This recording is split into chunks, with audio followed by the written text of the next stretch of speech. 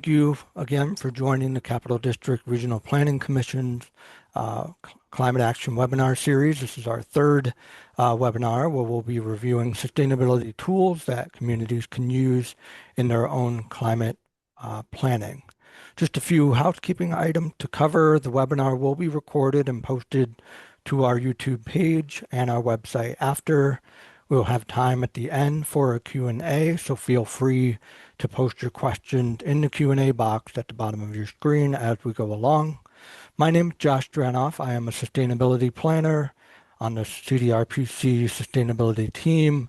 Today, I will be walking through the wealth of information that we have in our climate action portal that was released last year and is constantly growing and updated periodically.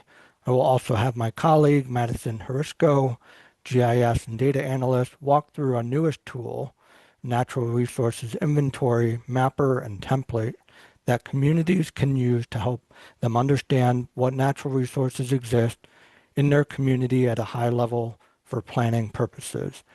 And I would also like to introduce Todd Fabozzi, Director of Sustainability at CDRPC, to provide a bit of background for the purpose of this webinar series.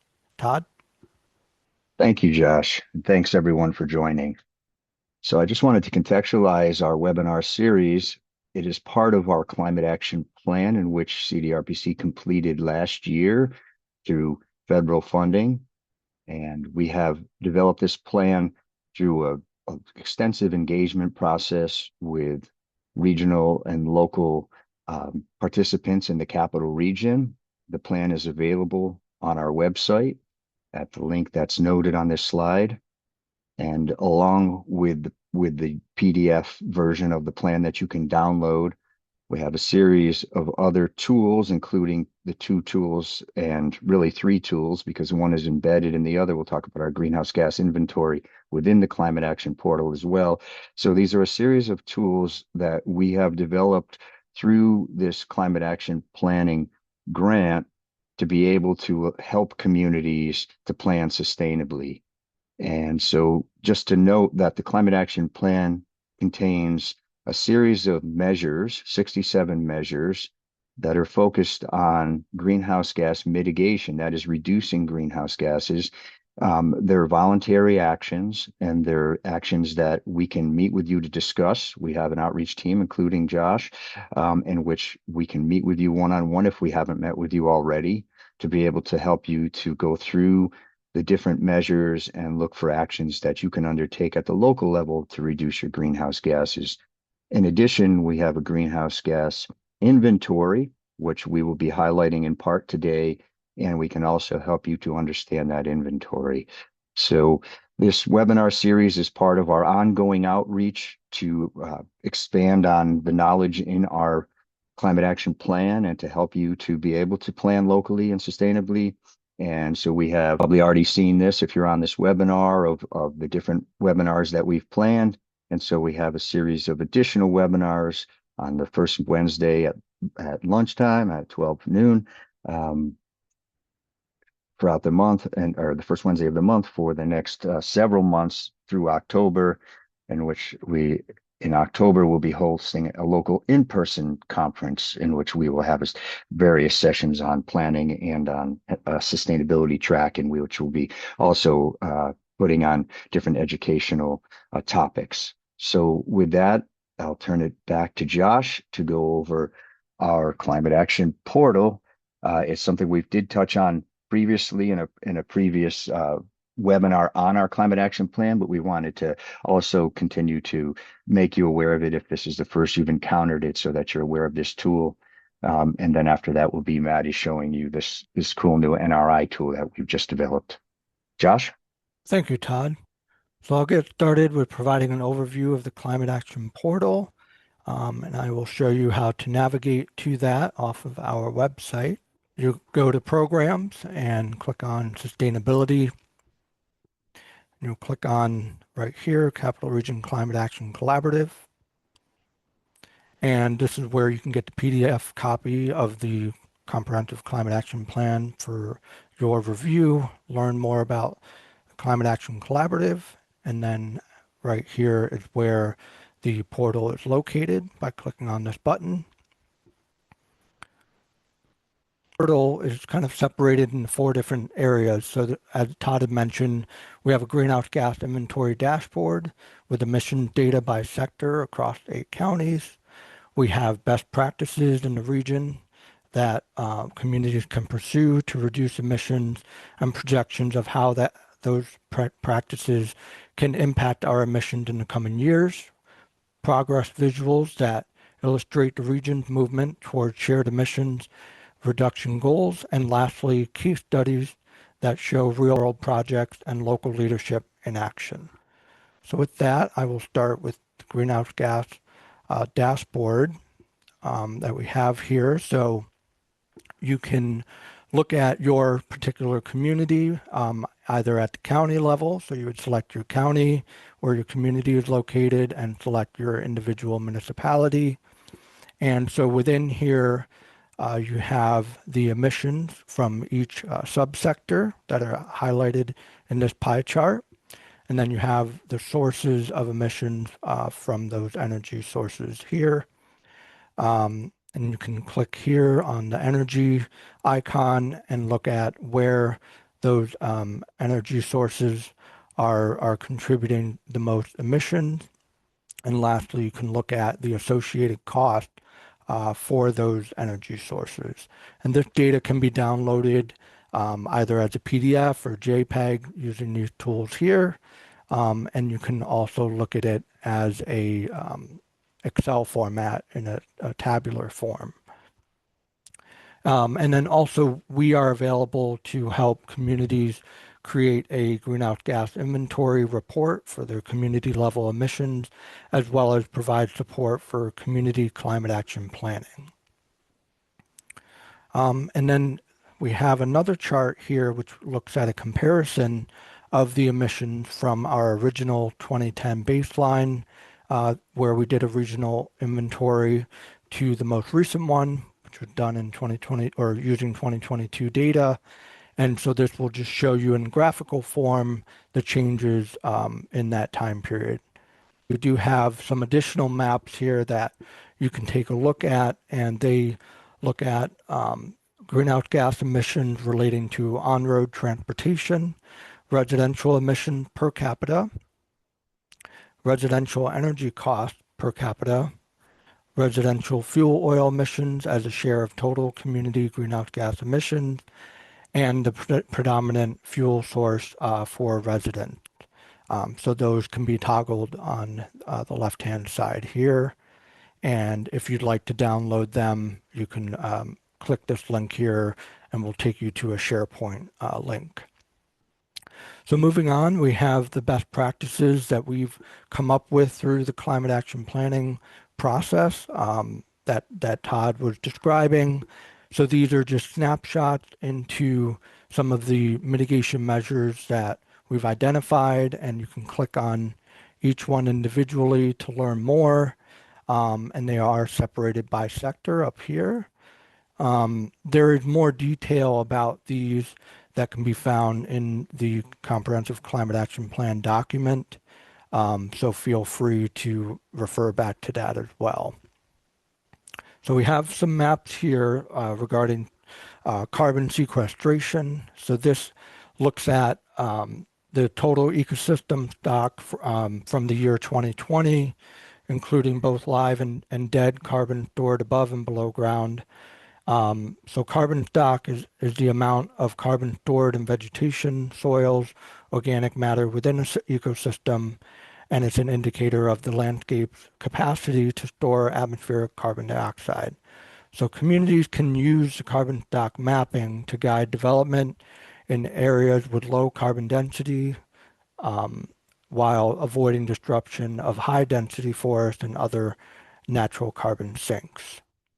And so you can zoom in to your community level as well as download a copy of this as well.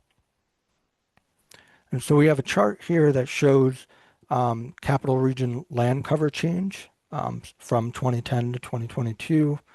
And so this shows changes in agriculture, forest land, grassland, scrubland, wetland, and then obviously developed land. So the negative values show loss in land cover vegetation, and these changes affect the region's carbon sequestration potential, as forests are the most effective land cover type for absorbing and storing carbon over long periods, unlike developed areas and grassland. So moving on, we have from our climate action plan, we developed projection for if the mitigation measures that we proposed were adopted, we would have a reduction in emission by the year 2050, as seen here. And we also include the business as usual case, which would mean that no changes have been made since 2010, which is obviously not the case. But you can take a look at these by a sector level as well. So next, we want to look at how regional progress is making strides toward these emissions reductions. So we'll start with looking at EV registration data that we have. So this shows the adoption of plug-in hybrid electric vehicles or battery electric vehicles over time, and communities can look at data at the county level or the zip code level. And this is data from NYSERDA, and you can play around in here. It's very interactive, and it is updated quite regularly. So next we have the shows deployment of EV charging stations, level 2 and level 3 DC fast charging throughout the state.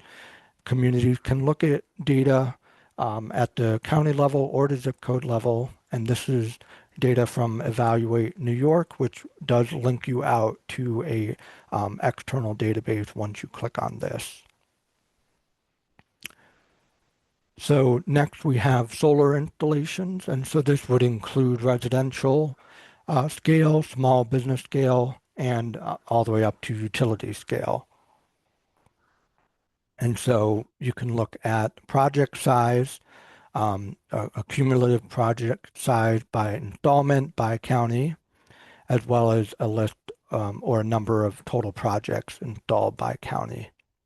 And this is from 2010 all the way up to current 2026.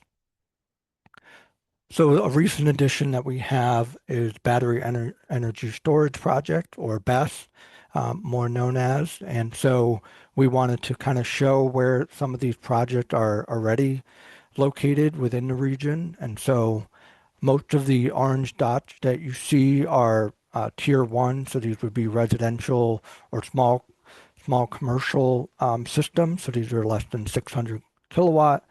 And then the purple dots are larger scale, utility scale that are grid tied and provide grid resiliency.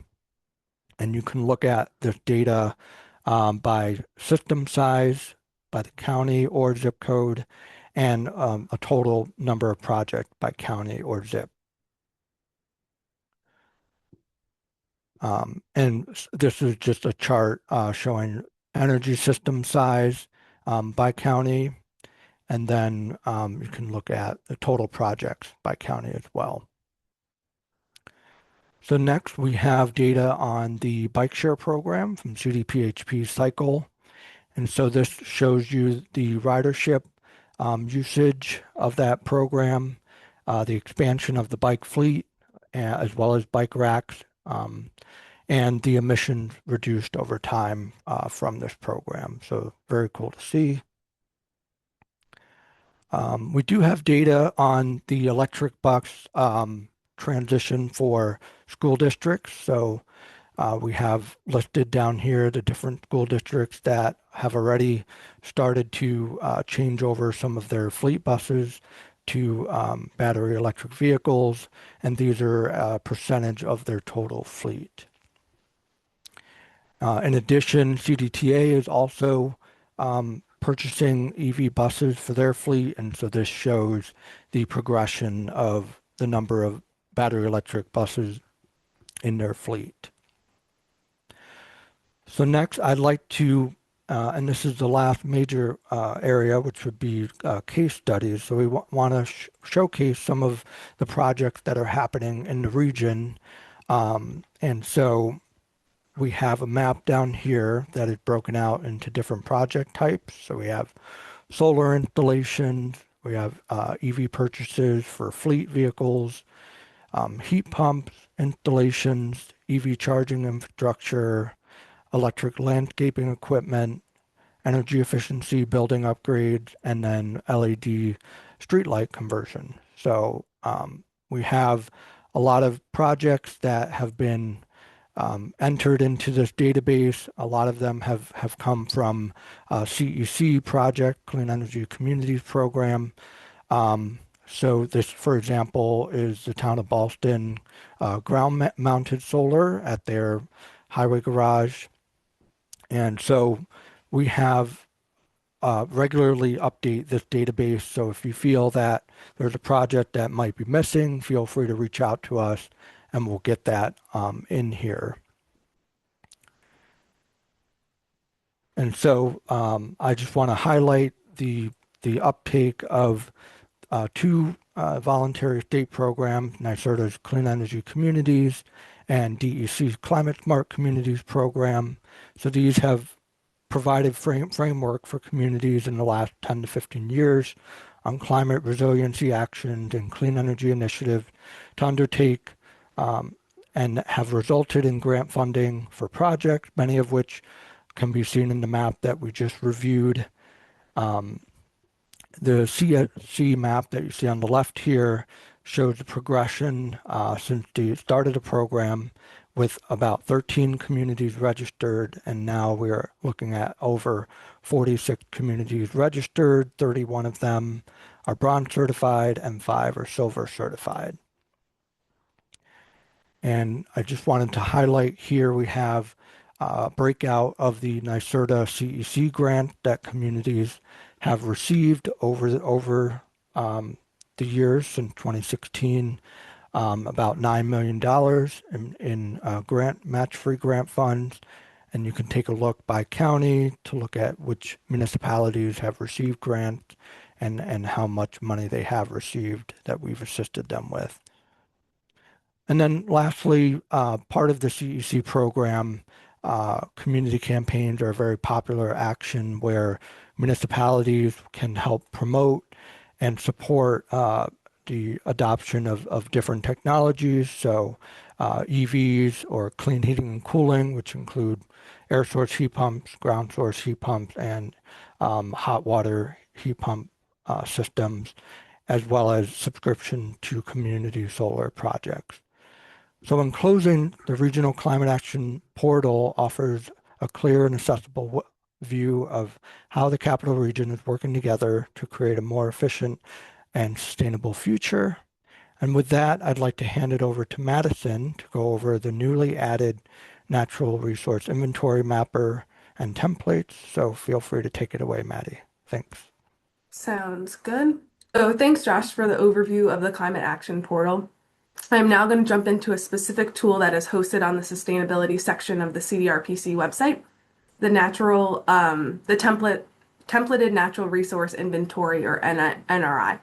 For those who may not be familiar, a natural resource inventory is a process communities use to document to better understand their natural resources and landscape features. Communities often use NRIs to support planning, conservation efforts, and informed decision-making at the local level. It can also help communities earn climate smart community points as part of their certification process. To support this effort, CDRPC has created a template NRI that includes drafted language, resources, and placeholders designed to be used alongside this mapping application. These tools are intended to work in tandem to help alleviate the burden of starting an NRI from scratch and provide communities with a strong foundation in which they could build from. So this landing page here provides additional information on how to navigate the site, explains what a natural resource inventory is, includes some other resources, what they could be CDRPC hosted or external resources, and then also to stay connected with us or reach out with any questions. At the top of the page here, you'll see our general topics. We have physical setting, water resources, habitats and wildlife, and land use. And if I select this caret here, it'll break it out into subcategories. And each individual category has these subcategories included. And I'll just quickly highlight over some of them here. Each one of these subcategories is intended to link to the template that we have available. So, like for example, bedrock geology will have a separate section in the template that lays out some general information about bedrock geology, and then these individual subcategories will have an associated map already created for you, where you can just drag and drop that map into the natural resource inventory. So that's kind of one function of this natural resource inventory. The other function, if I go ahead and click all categories, able to see some information here on the left-hand side. If I click map layers, I can see the same types of categories up here. And if I select the caret down here, they correspond to what's underneath here. Let's get into a quick case study for this feature. Let's say I'm a member of a planning and zoning board and a subdivision comes before me. I can look up the address here. And for this example, I'm going to be using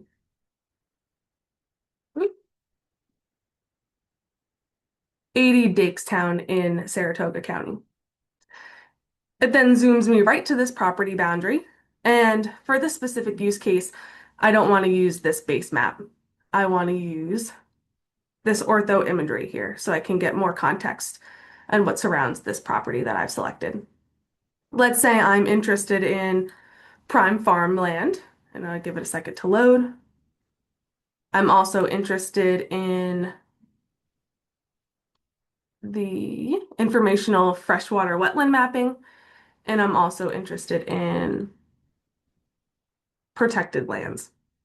So you can see these layers are illuminated here, allowing me to have complete customization over the layers that I'm interested in as a planning and zoning board member. Some of the layers here are interactive, meaning I can click on them and get more information. Some aren't. For example, the informational wetlands, you can't click, and the prime farmland, you also can't click, but if I'm curious to know what this protected land is here, I can see this is the Dakestown State Forest, and I can see this is the original property we were interested in here. It's located in a prime farmland area. It also is adjacent to this potential wetland here, and it also adjoins to that protected piece of land.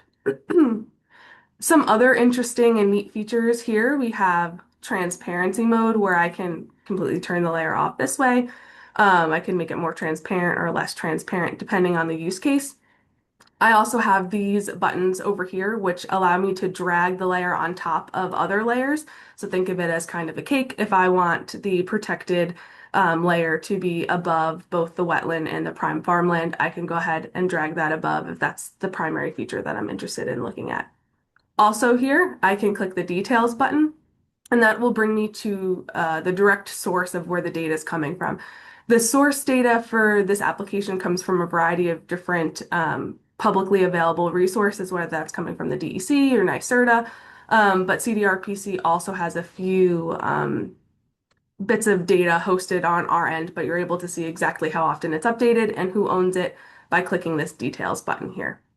So that's kind of one use case of this. And then I'd say the other use case is that you can take some of these pre-made maps and include it in your natural resource inventory.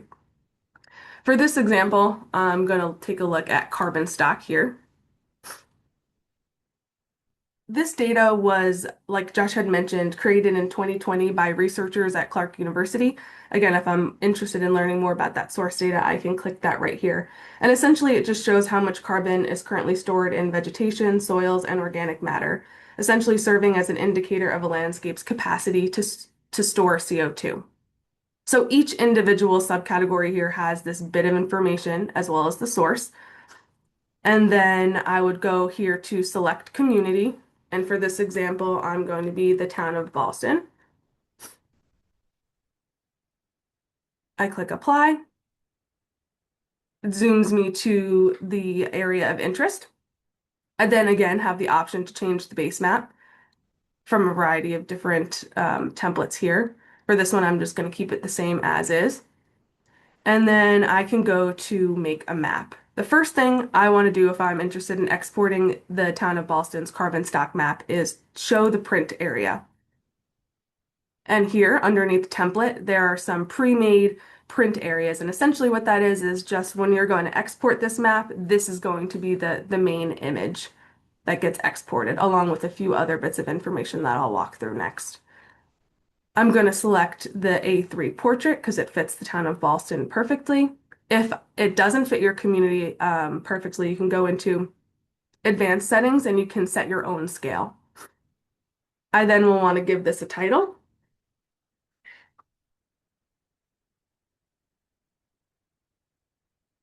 Okay. And then we have two options to export this. We have PDF or a JPEG, both of which can be directly inputted into the template NRI that I'll open up in a few minutes. For this example, I'm going to use JPEG. The author for now. And then these are automatically included. Good things that a map should have: legend, north arrow, and your scale bar. I will then hit print. And sometimes it takes a little bit to load depending on how many tabs you have open and how large the data is. So we can see here that this is now ready to be saved. This image, this is what comes up.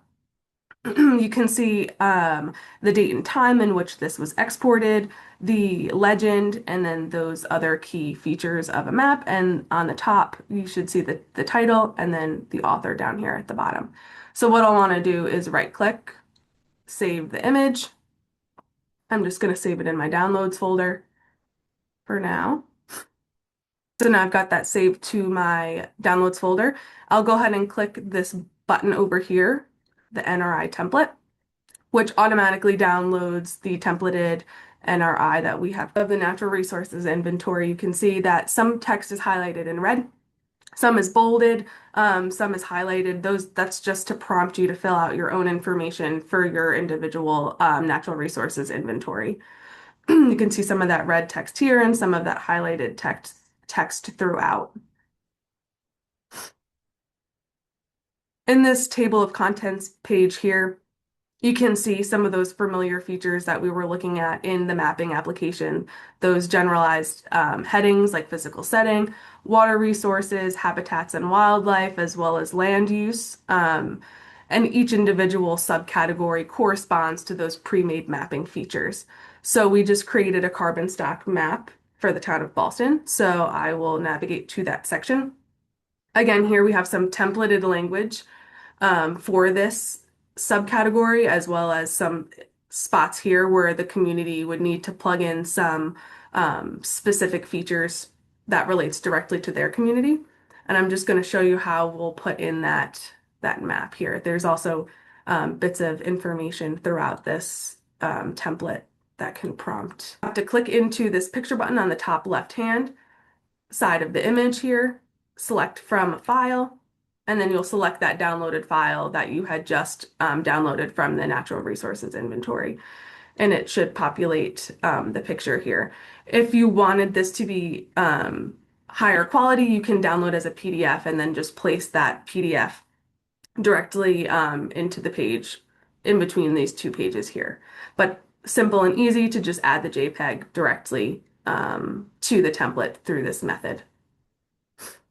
Just really wrapping up here, this resource serves two primary functions. One being if I'm planning and zoning board member or a curious community member to better understand the natural resources that surround a property or in my neighborhood or in my town, I can go in and select all categories and again, take a look at a specific property or area and go ahead and make or layer on some maps to take a look at the patterns and trends that surround my point of interest. You also are able to, export these custom maps for yourself or for whatever your use case is if you're just diving into the data on the all categories button. And then the other use case for this is having all these pre-made maps at your fingertips. So you can go ahead and download them, utilize our templated NRI as a starting point for your community. And it alleviates that heavy lift of the mapping piece of an NRI. And with that, I'm happy to take any questions. I don't know if some have been coming in. Todd, if you want to read some off. There are no open questions. So you did such a great presentation, both of you, that it's crystal clear. Or those participants have been fooling around with these applications already. But we're glad to take questions. So if anyone wants to post any in the Q&A right now, we'll be happy to answer them. I also want to say too that this resource is kind of constantly evolving, both the portal and in these early stages of this NRI. So there may be updates to the template. So just keep coming back and make sure you're downloading the most recent available template.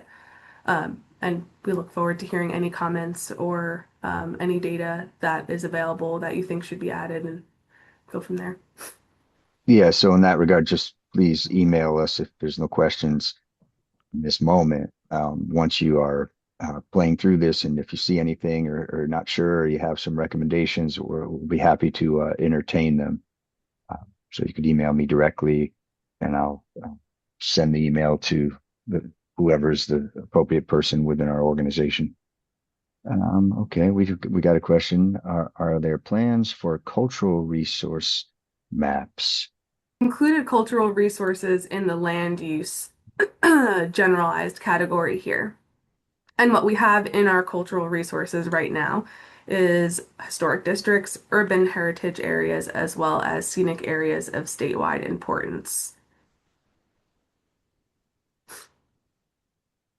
Yeah, zoom into Albany. The question came from somebody from the city of Albany. So there's a variety of different information. If I go ahead and explore and click some of the historic places here, and you can also have some external links with even more information. And the other thing to note is that we're working from available data sources. So sometimes there's a dream list of things we wish we had, but they're not available in a digital format in GIS, and that is a spatially digital format, and also in a way in which we're drawing from the owners of this data's information from the cloud, so that it's constantly updated rather than us hosting data that's not where we're not the primary custodian. So constantly looking for any new data that's relevant, and happy to hear from you of any data sources that you'd like to see, and we can check to see if they're available, and if and when they become available, we will add them to the application. Okay, well, there's no more questions at this stage. So Josh, I'll turn it. Well, hold on. Let's see. Okay, it was just a thank you. You're welcome. Just a reminder that the next webinar will be on Wednesday, July 1st at the same time, 12 to 1, where we will cover energy efficient buildings, where you'll learn about design, retrofit, and operation of building to reduce energy use, save money, and improve occupant comfort. If you're registered for our email notifications, you will receive a recording of this webinar soon and an invitation to register for our next one. Registration can also be found on our website under our News and Event tab. And I just want to thank you all for attending this session of the Climate Action webinar series, and we hope to see you at the next one. Thank you.